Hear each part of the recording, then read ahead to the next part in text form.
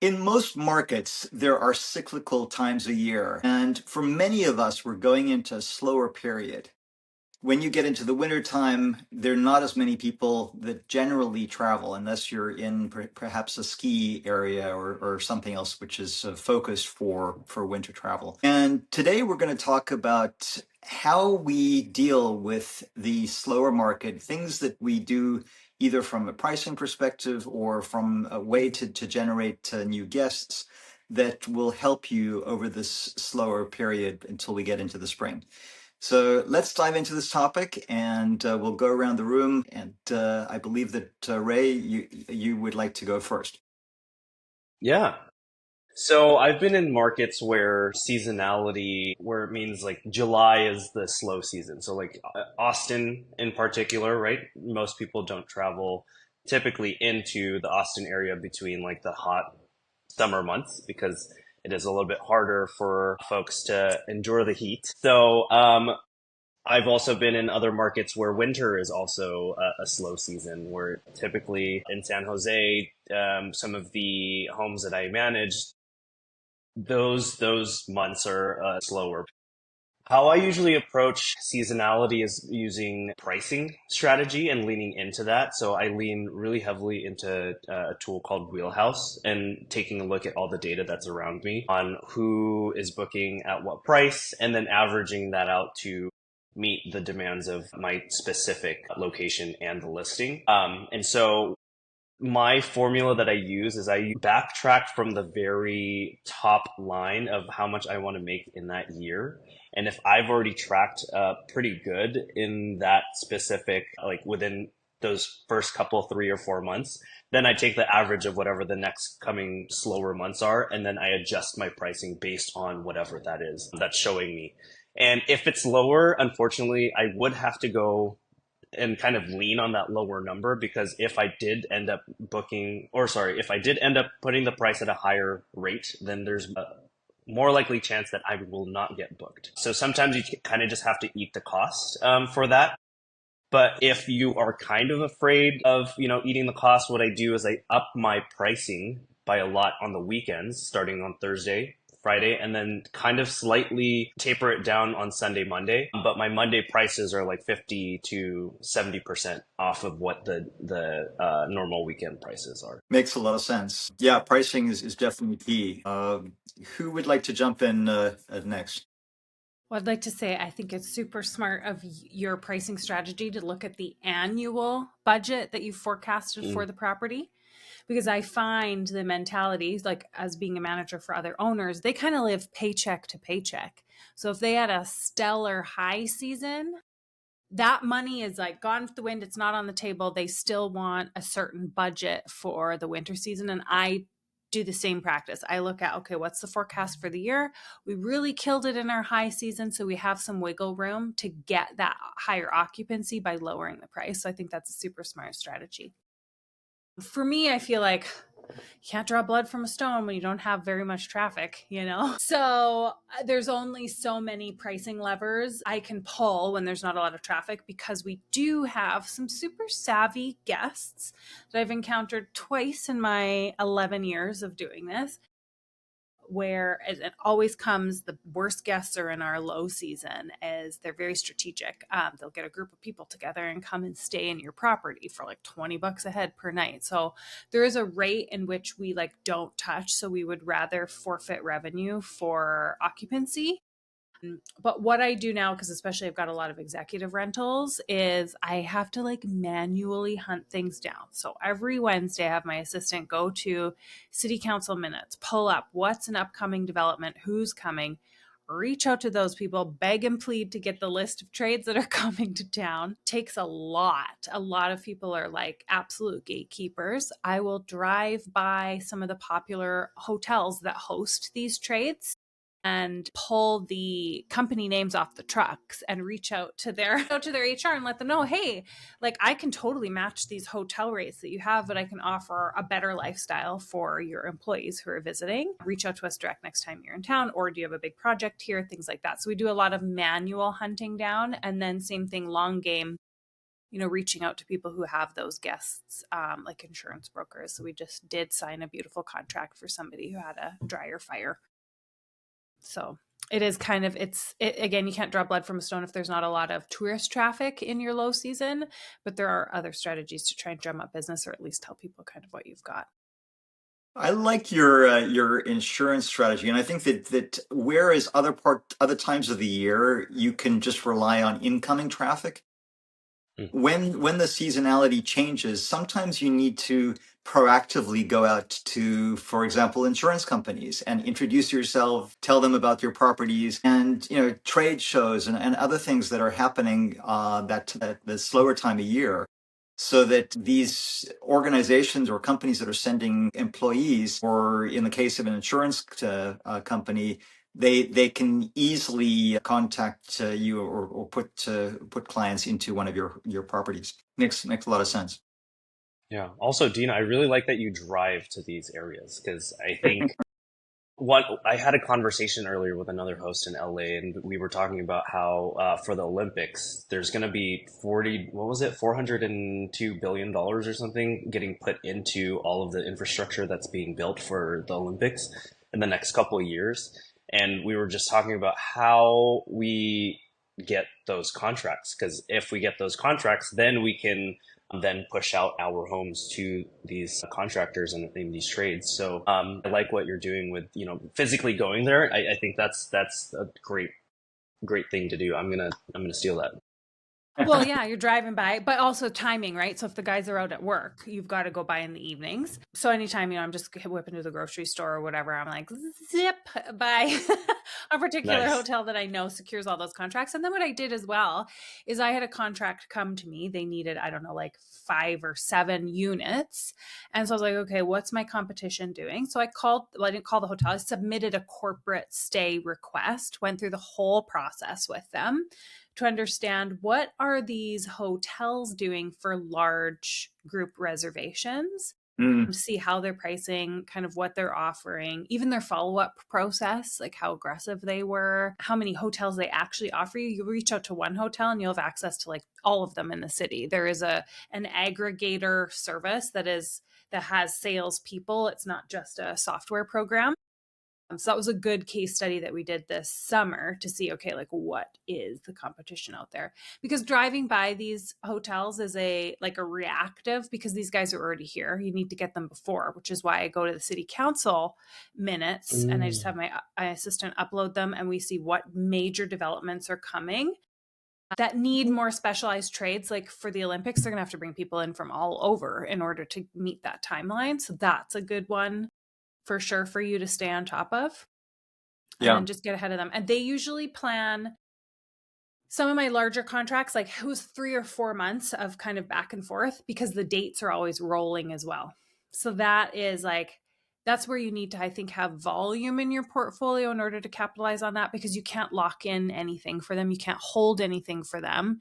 You just have to hope that when they do confirm their dates, that you have inventory available or can help them find inventory, obviously, so you can do Yeah. a little Make, profit share with another manager. makes sense. Sergio, in Ohio, what do you have to say about handling the lower time of year? So I was just gonna, Dina, I challenge you to delegate the drive-bys, driving for dollars, to a cleaner or somebody else. So that way it's not just when you're in the area or shopping, it could be a weekly thing that a cleaner does, right? And so that way you have weekly leads. So that's just I'm always delegate, or what can you do on that? Um, yeah, but you can obviously adjust your pricing. Don't be too aggressive, like Ray said. You can lower your minimum stay requirement, right? So that way you're not as aggressive on that aspect of things. A lot of times when you're limited with revenue coming in, your expenses will stay the same. So it's a good time to take advantage of the additional time to lower your expenses, right? Instead of target. So whether it's like as simple as 1%, and then at that point, once you aim and hit 1%, then aim for 3 and then 5, kind of make it a game out of it. The other thing is that we do is we'll look at all the peak dates for the upcoming year. So what are the dates that bring in the most revenue? And then how do we start optimizing and pricing for those ahead of time rather before it's too late, right? So if there's an event that happens every year, if you know Thanksgiving is always optimal, being ahead of that, because the last thing you want to do is someone booking it 11 months in advance and then getting it at a lower rate, and then you're kind of screwed on that aspect. So trying to be ahead of that. The other thing is optimizing your listings. So taking the additional time. A lot of people don't realize that now you can request for a category on Airbnb. So whether it's like the design category or cabin or whatever it may be, you can actually request for it, adding text to the amenities, uploading your Wi-Fi speed and so forth. So actually making sure that you have a complete listing on that aspect. And then what I have here, not necessarily on the business side, but reflecting on your goals, on what happened, obviously, at the end of the year, too. So it's a good time to take the additional time to reflect on what did I accomplish in 2024? What did I not? What can I accomplish for 2025 and so forth, right? So whether that's learning a new marketing skill, whether that's hiring your first VA to help you on some aspect of things. Obviously, you don't want to take action now because you're still limited on the revenue coming in, but that way you can start game planning for okay, my high season picks up in March. That's when we can start game planning and budgeting for that, as well as what was it gonna saving money now before you get into slow season. Hopefully you already did this, but if you haven't, start saving now to get reserves, because the last thing you want to is a real thing mentally. It will affect you if your bank account isn't so high. You will not be as aggressive or such a great leader. Just that will always be like an internal fear of yours holding you back. So if you haven't already, ensure that you kind of beef up those reserves. Great advice, especially Yeah. even for individual owners or managers. But what do you do when we have a ton of listings that are about to launch in the dead of low season, when they don't have the reserves? What would you suggest they do to help manage that stress? To manage them, I mean, I guess I'm a little confused because there shouldn't be too many expenses on your end if you're just managing it, right? Sorry, as an owner, let's say an owner. So this is my big existential crisis, is these properties that we're onboarding are new developments that were supposed to launch in the summer, and they're grossly delayed, and we're about to take possession of them in December. Everyone's going to be on vacation in, like, all the trades to get these properties furnished and launched, right? So we're going to be launching in January, which is our dead season, and traffic really doesn't pick up until March. Mhm.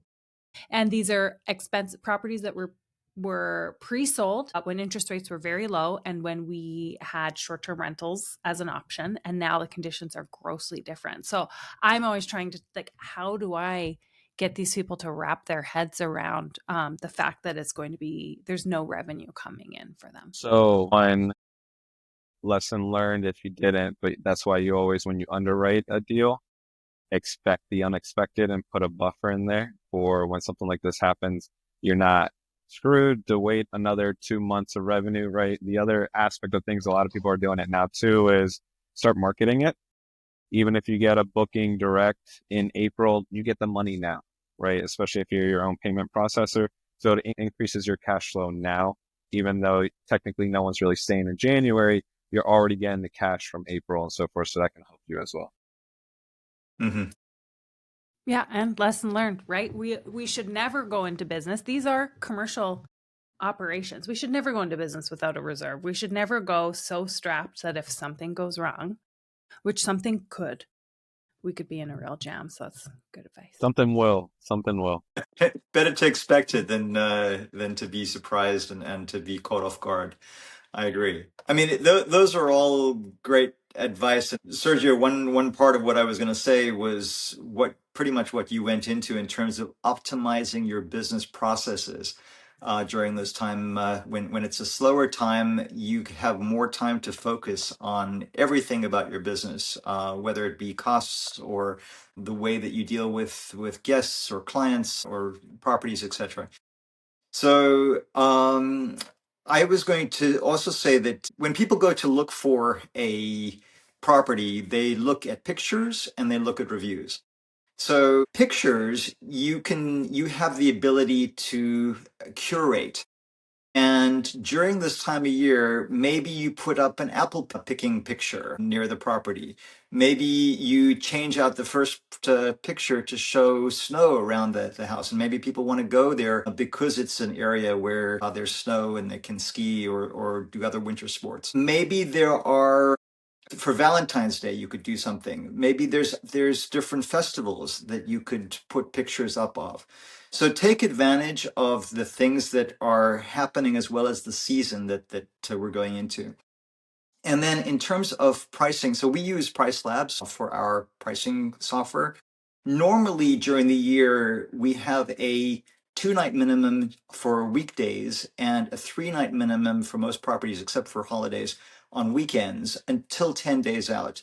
And 10 days out, if it's not booked, then that weekend changes to 2 nights. In the wintertime, we are changing that to 2 nights uniformly because we feel that it's much more likely that we'll get a booking with a 2-night stay than it's less likely with a 3-night stay. So those are some of the strategies that we've put into place. And besides that, I mean, I think that some of the things that you guys have mentioned make a lot of sense to focus on during this slower time. The other thing that we're looking into is adding amenities. And obviously, in an ideal world, you want to do this prior to your booking lead time for the slow season. So depending if people book 2 months in advance in your market or 2 weeks, whatever it may be, but adding it prior to that. But think about fire pit, indoor fireplace, hot tubs, these amenities that are adding, okay, if someone's going to stay, of course, they're going to filter out, I want to stay at a spot with a hot tub or a fire pit, right? So then you're not even competing with the rest on that aspect. So just putting your mind in the shoes, every market is different, but if that is something that if someone's traveling in your area, they're going to be looking for that. Could you justify the cost onto it? Yeah, and I mean that's something that you can advise your homeowners to do if it's a slower time period, then they can do upgrades to their property. And as you say, Sergio, those things will definitely help generate more guests. Yeah.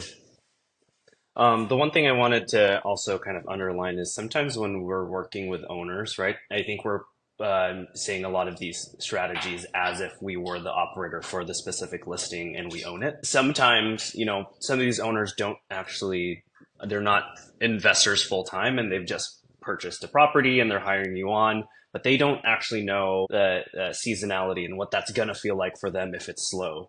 So being able to kind of communicate to them at the very beginning of your contract is really important because when it starts to get slow, then they're gonna be like, hey, what's going on? Like, I'm not getting any bookings, or it's what I have to pay for my mortgage now. When I first started, that's what I forgot to do, was set the expectations right up front and say, hey, it's going to be, yes, we're looking at the annual revenue. This is how much you're going to make, but every month is not going to be super consistent.